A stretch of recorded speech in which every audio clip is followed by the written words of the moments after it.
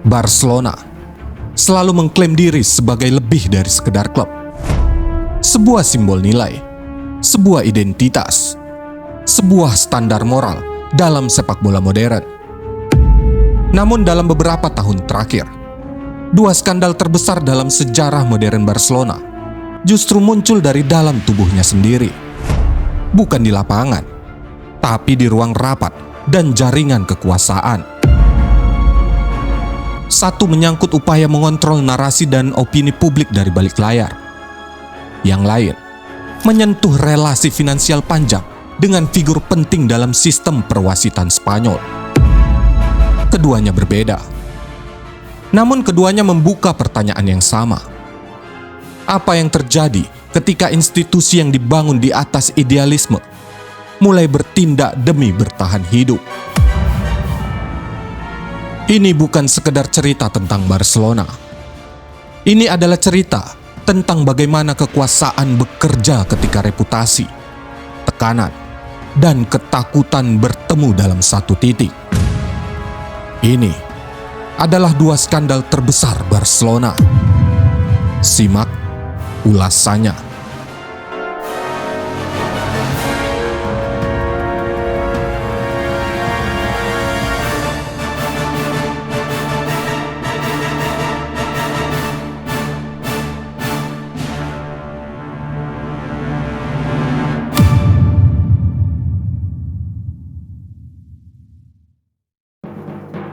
Kita mulai dengan Barçagate, skandal Barcelona di tahun 2020 yang mengungkap dugaan operasi media sosial internal untuk membentuk opini publik dan menyerang pemain serta legenda klubnya sendiri. Barcelona bukan hanya klub sepak bola, ia adalah institusi politik. Dimiliki lebih dari 140.000 sosios. Barcelona beroperasi dalam sistem demokrasi internal yang rapuh. Presiden dipilih langsung oleh anggota. Masa jabatannya terbatas. Setiap keputusan besar diawasi oleh publik yang besar, emosional, dan menuntut hasil instan. Ini bukan korporasi dengan pemegang saham pasif. Ini adalah arena politik permanen. Josep Maria Bartomeu naik ke kursi presiden pada 2014 setelah Sandro Rosell mengundurkan diri. Ia mewarisi klub dalam fase transisi. Era Guardiola telah berlalu. Generasi emas mulai menua. Namun, ekspektasi tidak pernah turun. Dalam sistem seperti ini, narasi publik bukan sekedar alat komunikasi, tapi menjadi modal politik. Barcelona memiliki sejarah panjang hubungan saling menguntungkan dengan media lokal. Kebocoran informasi strategis, framing positif, dan pengendalian isu bukanlah hal asing. Namun, media sosial mengubah landscape secara radikal. Pada akhir 2010-an, kontrol narasi tidak lagi bisa terpusat. Twitter dan Facebook menjadi medan opini yang liar, cepat, dan sulit dikendalikan. Jurnalis kehilangan monopoli. Klub kehilangan perlindungan tradisionalnya. Bagi presiden yang legitimasinya bergantung pada persepsi publik, kehilangan kontrol atas narasi berarti kehilangan kekuasaan itu sendiri. Di titik inilah logika Barçagate mulai terbentuk.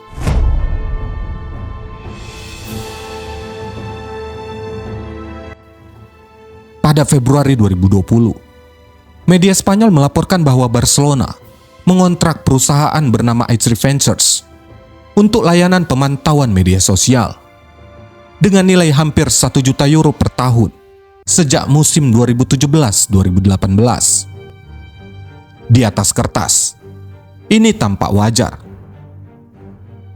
Klub besar memonitor reputasi digital mereka. Namun investasi lanjutan mengungkap pola berbeda. H3 Ventures tidak hanya memantau. Mereka mengelola jaringan akun media sosial yang secara konsisten mempromosikan narasi yang menguntungkan manajemen dan menyerang figur-figur internal yang dianggap berseberangan. Targetnya termasuk pemain aktif, legenda klub, hingga kandidat presiden oposisi. Nama-nama seperti Lionel Messi, Gerard Pique, Xavi Hernandez, Charles Puyol, Pep Guardiola, dan Victor Font muncul berulang kali dalam kampanye ini. Akun-akun tersebut anonim atau semi-anonim. Bahasanya konsisten. Waktu unggahannya strategis. Sering muncul ketika tekanan terhadap manajemen meningkat. Ini bukan kritik spontan. Ini adalah operasi terkoordinasi.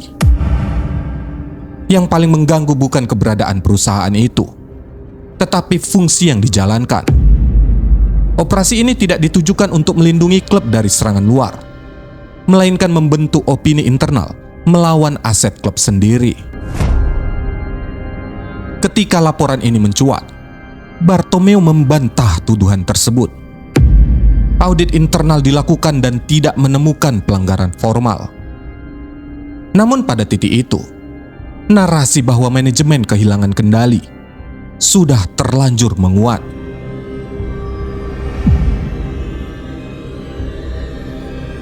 Aspek paling menarik dari Barsagate bukan hanya kontennya, melainkan strukturnya. Kontrak dengan i3 Ventures dipecah menjadi beberapa subkontrak bernilai lebih kecil. Masing-masing berada di bawah ambang yang memerlukan pengawasan penuh dewan direksi. Secara kolektif, nilainya mendekati 1 juta euro per tahun. Dalam tata kelola organisasi, pola seperti ini adalah red flag klasik. Bukan karena otomatis ilegal, tetapi karena mengurangi transparansi dan akuntabilitas. Barcelona memiliki departemen komunikasi internal yang besar dan berpengalaman. Pengalihan fungsi ini memunculkan pertanyaan. Jika ini praktik normal, mengapa tidak dilakukan secara terbuka? Bukan ilegal, tapi jelas dirancang agar tidak terlihat.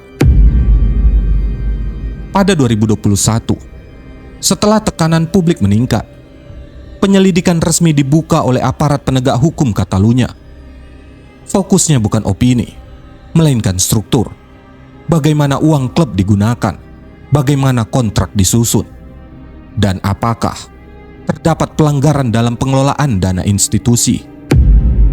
Josep Maria Bartomeu dan beberapa mantan direktur ditahan sementara untuk pemeriksaan, lalu dibebaskan tanpa penahanan lanjutan. Tidak ada vonis bersalah pada tahap itu. Namun tidak ada pula penutupan kasus yang sepenuhnya menenangkan. Secara hukum, wilayahnya tetap abu-abu. Secara institusional, sinyalnya jelas. Saat aparat turut tangan, ini bukan lagi krisis citra. Ini krisis institusi. Lalu muncul kasus Negreira. Pembayaran jutaan euro hampir selama 2 dekade kepada wakil kepala wasit Spanyol, yang kini menjadi salah satu noda paling serius dalam sejarah Barcelona. Pada Februari 2023, jaksa Spanyol mengungkap bahwa Barcelona telah membayar sekitar 8,4 juta euro kepada Jose Maria Enriquez Negreira antara tahun 2001 hingga 2018. Negreira bukan agen pemain. Ia adalah wakil presiden komite teknis wasit Spanyol. Pembayaran tersebut berlangsung hampir 2 dekade melalui perusahaan miliknya, Dasnil 95 SL dan Nilsat SCP. Lebih dari 600 faktur diterbitkan dengan nilai rata-rata 6.000 hingga 7.000 euro per transaksi. Secara resmi, pembayaran ini disebut sebagai jasa konsultasi analisis wasit. Namun posisi Negreira membuat hubungan ini problematis sejak awal. Dalam sepak bola profesional, klub dan wasit seharusnya tidak punya hubungan apapun. Bukan hanya untuk mencegah konflik kepentingan, tapi untuk menjaga kepercayaan bahwa pertandingan benar-benar adil. Pembayaran berlangsung di bawah beberapa presiden, mulai dari Joan Gaspar, Joan Laporta pada periode pertama, Sandro Rosell, hingga Josep Maria Bartomeu. total terbesar terjadi pada era Bartomeu. Pembayaran sempat berlanjut singkat pada awal periode kedua Laporta sebelum akhirnya dihentikan.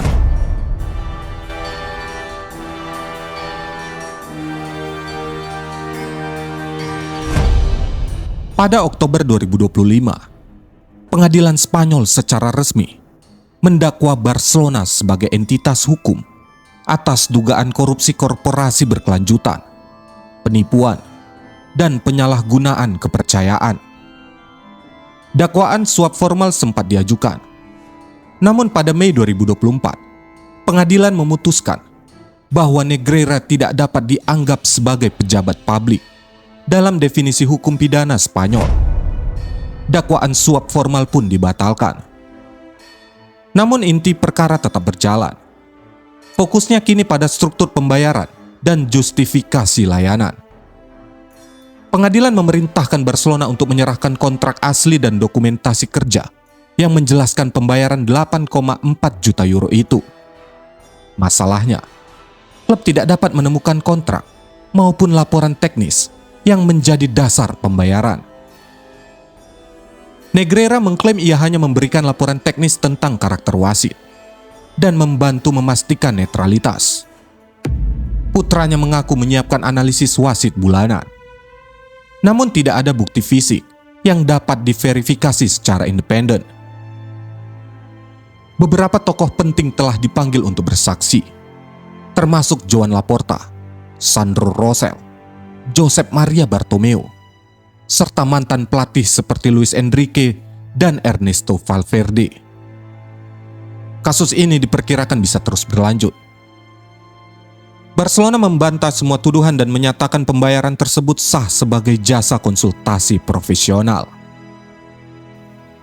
Barçagate dan kasus Negreira sering dipandang sebagai dua skandal terpisah.